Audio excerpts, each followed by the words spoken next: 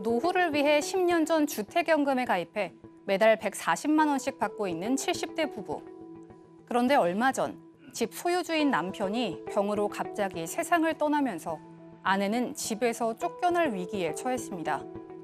아내는 남편이 숨진 후에도 계속 연금을 받길 원했지만 공동상속인인 아들이 반대한 건데요. 아들은 남편 생전에도 집을 팔아서 사업자금을 마련해달라고 했다가 거절당하자 10년 가까이 집의 발길을 끊었습니다.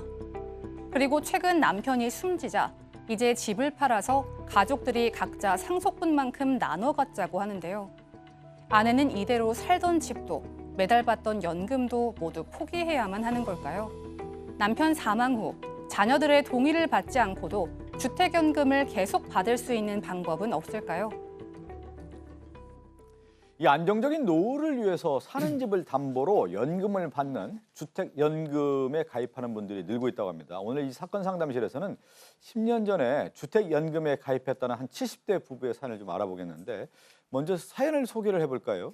70대 이 노부부는 평생 작은 가게를 운영하면서 이렇게 살아오신 부부입니다. 약 10년 전에 그 가게를 하던 동네가 재개발이 되면서 이제 가게를 더 이상 할 수 없게 된 것이죠. 그러면서 이제 이 두 분에게는 그 딸과 아들이 있는데 딸은 이제 막 결혼해가지고 애가 둘이는 그냥 전업주부고 아들은 이제 30대인데 아직 뭐 직장을 구하지 못한 또 결혼을 하지 않은 그런 아들이 있었고, 그러니까 자식들이 좀 경제적 형편이 고만고만하니까 자식들한테 기대지 않고 스스로들이 해결할 수 있는 방법, 그 방법을 찾던 것이 가진 재산 중에 뭐 이게 다였겠죠. 평생 아끼고 모아서 장만했던 작은 집이 한 채 있었는데 이 집을 이용해서 주택연금에 가입을 했던 것이라고 합니다. 주택연금이라는 게 이제 집을 담보로 해서 돈을 뭐 한 달에 매달 이렇게 조금씩 받는 거 아닌가요? 그러니까 이게 이런 거예요. 그러니까 네. 집 하나 있는 노부부들 꽤 많습니다. 그죠? 특별하게 일 없고 벌이가 예, 없어요. 그러면 먹고 살려면 집을 팔아야 되잖아요. 원칙적으로 생각을 해보면. 근데 그렇게 하지 않고도 집에 살면서 매달 돈을 받을 수 있는 방법이 하나 있습니다. 이게 바로 주택연금인데요. 그러니까 금융기관에 주택을 담보로 제공을 합니다. 그럼 주택 가격 그리고 이제 가입한 사람들의 나이를 감안해서 매달 얼마씩 이제 쉽게 말해서 돈을 이제 금융기관에서 주는 거죠. 그리고 나중에 이제 연금 가입이 이제 해지가 되거나 끝이 나면 이 들어간 돈을 빼고 나머지 경매를 하든 이런 방식으로 가는 거예요. 그러니까 네네. 돈이 없더라도 집만 있어도 노후를 보낼 수 있는 방법인데 이 노부부 같은 경우에도 금융기관에 담보로 제공을 하고 매달 140만 원씩 수령을 하면서 이걸로 그냥 이 두 노부부가 안정적으로 살 수 있었던 겁니다. 근데 이제 문제는 뭐냐면 이제 이 집이 이제 남편 명의로 돼 있었나 봐요. 네, 근데 예. 남편이 이제 지병으로 이제 사망하니까 이 집에 대한 어떤 상속 문제가 있지 않겠어요? 예, 근데 이제 예. 아내 입장에서는 계속 주택연금을 받기를 원했는데 예. 여기서 이제 문제가 생겼습니다. 남편도 본인이 사망하기 전에 내가 사망해도 연금 계속 받아라 이런 식으로 권유를 했던 것 같고요. 또 그게 실제로 가능합니다. 남편이 그렇게 했던 거를 그대로 승계 6개월 이내에만 이거 통과가 된다면 승계가 가능하거든요. 예. 다만 문제가 있어요. 다만 딸이 있고 아들이 둘이 있어요. 그 자식들의 동의를 받아야지 가능하거든요. 그런데 이 경우에는 딸은 동의를 했습니다. 그런데 아들이 반대를 했어요. 예, 예. 아들이 반대한 이유를 보니까 그 본인의 사업이 실패하니까 그 집을 팔아서 사업자금을 대달라는 요구를 했었는데 그때 단호하게 이 사망한 남편이 거절을 했던 거예요. 그리고는 이제 이 주택연금에 가입해갖고 이렇게 이제 이 생활을 해왔던 건데 그때부터 아들은 10년 동안 아마 이 부모하고 단절하고 찾아오지도 않았다고 해요. 예. 그런데 그거에 대해서 이제 아마 이 감정이 있어서 그랬던 건지 모르지만 아들은 반대를 했다는 거예요. 저는 이거 보면서요, 이 대한민국의 지금 부모 재산 관련된 거요. 아니 자식이 부모 재산을 받는 걸 권리로 생각하는 좀 성향이 있거든요. 예. 이게 무슨 권리입니까? 부모의 재산이 주면 감사한 거죠. 예. 그래서 유산 처분 관련돼서도 외국 사례처럼 내 마음대로 처분할 수 있는 그 시스템으로 유류분도 저는 이제 없어진다고 개인적으로 생각하는 사람인데 이거 정말 자식들이 말이죠. 하늘에서 지가 뭐 뚝 떨어졌어요. 땅에서 솟았어요.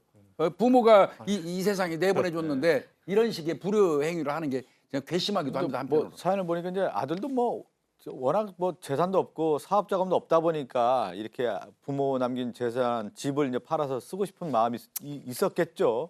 근데 어머니를 생각하고 그렇게 하면 안 되는데 보다 못한 이제 여동생이 오빠를 설득했지만 오빠는 제대로 받아들이지 않았어요. 네, 아들의 주장은 그런 겁니다. 나도 법적으로 권력 승계를 받을 게 있다. 그러니까 그냥 집 나눠서 법적 소유분을 그냥 갖자 이렇게 얘기를 하는 건데 딸은 그게 안타까우니까 이제 내가 그럼 대출 받아서 그 동생 목 챙겨줄 테니까 그냥 동의해달라라고 얘기를 한 겁니다. 근데 아들이 10년 전에 그 아픈 상처 때문에 그런 건지 절대 안 된다라고 지금 나오고 있는 겁니다. 만약 동의를 해주지 않으면 지금 어머니 같은 경우는 집도 나가야 되는 거고요. 연금도 포기해야 되는 상황이 되는 겁니다. 그래서 오늘 그 70대 어머니죠. 지금 주택연금을 받았던 어머니의 궁금증을 정리를 해보죠. 그러니까 아들하고 지금 이 문제에 대해서 전혀 합의가 네. 되고 있지 않으니까 아들의 동의 없이 이 주택연금을 계속 받을 수 있는 방법이 없을까요?라는 게 가장 큰 궁금증인데 지금 주택연금 말고는 이 어머님 같은 경우에는 생계 수단이 없는 것이거든요. 가장 중요한 부분이 아닐까 싶습니다. 예.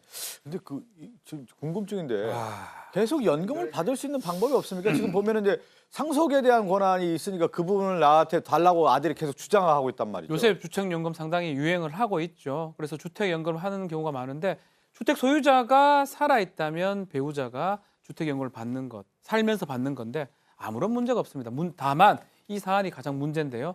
주택 소유자가 사망한다면 배우자한테 자동으로 가지가 않습니다. 이 주택연금 내 주택 이 부분도 상속이 되기 때문에 배우자가 1.5, 지금 사안에서는 아들, 딸이 1대1 이렇게 가집니다. 7분의 3을 배우자가 갖고 7분의 2, 7분의 2를 아들과 딸이 갖는 그런 상황이 되기 때문에 만약에 동의를 해주지 않는다면 공동상속의 동의가 없다 그러면 주택연금은 이제 안 되는 거고요. 그래서 지금 사실은 국민연금이나 공무원연금 같은 경우는 당연히 배우자가 지금 가져가는데 주택연금은 동의를 못 받으면 할 수 없다는 게 좀 맹점이긴 합니다. 그건 좀 그러네요. 뭐냐면 네, 평생 예를 들어서 아버지 어머니가 내 집 하나 네. 마련해 놓고 지금 살고 있는데 아버지 돌아가셔서 상속에 대한 권한 때문에 그 집을 팔아야 된다? 네.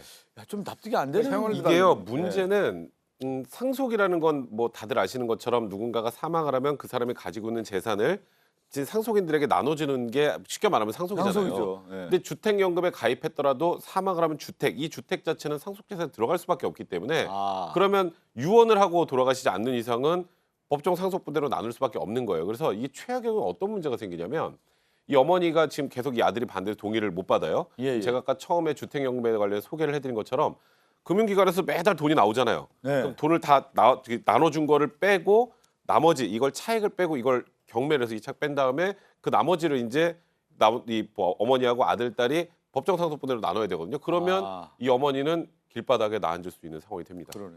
예를 들면 뭐 집이 한 5억 있다고 하면 그동안에 한 2, 3억을 썼다고 하면 뭐 2, 3억 남은 걸 가지고 또 경매하면 또 싸지잖아요. 또 싸지고 그렇죠. 그걸 가지고 또 나눠 가져야 되기 때문에 네. 집에서 나갈 수밖에 없는 그런 처지에 내몰려 있다고 하는데 좀 안타까운 하는데 방법이 없을까요? 전혀 방법이 없는 겁니까? 그러면? 일단 지금 상황에서는 네. 사실은 방법이 없다고 봐야 될 것 같아요. 아들을 좀 설득을 해야 되는 상황인데 아들이 지금 설득을 안 당하겠죠. 지금 네. 좀 못됐지 못됐다고 얘기하기는 그렇지만 아주 의사가 확실하지 않습니까?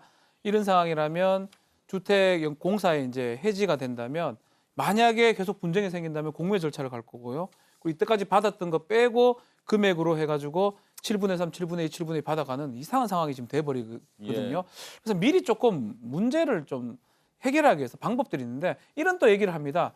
미리 상속 포기각서 받으면 괜찮을까 이런 얘기를 하는데 우리가 계속 사건마저 얘기를 하지만 상속 포기각서는 의미가 포기각서는 없고요. 미리 예. 써봤자 아무런 의미가 없습니다. 예. 돌아가신 후에 적었을 때는 의미가 있는데 그래서 뭐 여러 가지 다른 것도 유언이라는 부분도 있을 수 있고요.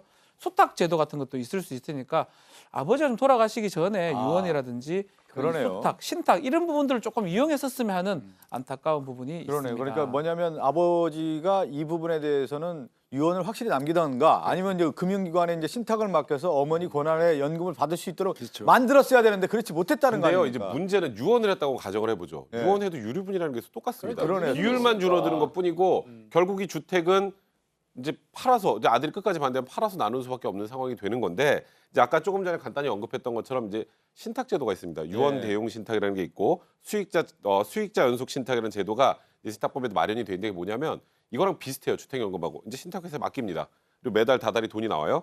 그러면 유언을 대신해서 하는 신탁이니까 이거 관련된 돈은 그 다음 단계로 계속 넘어가고 이 어머니가 사망하면 이 어머니가 지정한 연속 지정이라고 해요. 네. 그 다음 지정한 걸로 순차적으로 그렇게 넘어가기 때문에 이렇게 했으면은 지금 문제가 되지 않는데 지금 현재 상황에서는 특별히 우리가 도와드릴 수 있는 방법 자체가 없는 거고요. 아까 그 박지원 변호사가 그 답답하네요. 얘기했잖아요. 네.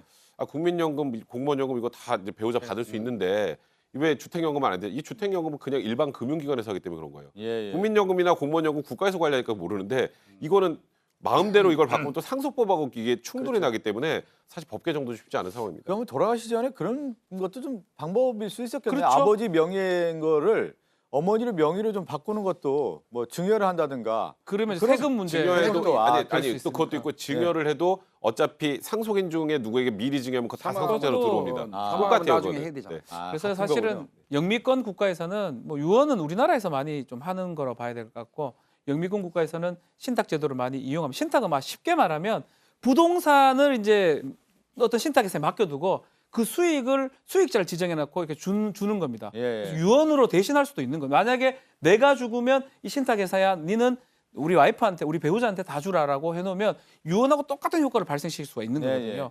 그런 제도가 우리한테 지금 있어야 활성화가 좀 안 돼 있습니다. 예, 예. 그렇기 때문에 그것만 좀 이용할 수 있으면 좋은데 그걸 잘 모르기 때문에 이런 일이 일어나는 것 지금 같습니다. 얘기하신 것처럼 오늘 저희가 좀 답은 확실히 못 드렸지만 오늘 이 방송을 보는 분들 중에 뭐 이러한 문제가 있다고 하면 미리 신탁제도라는 것을 알아보고 신탁을 했을 경우에는 충분한 어떤 권한이 있다는 것을 좀 말씀드리면서 함께 사는 세상으로 가겠습니다.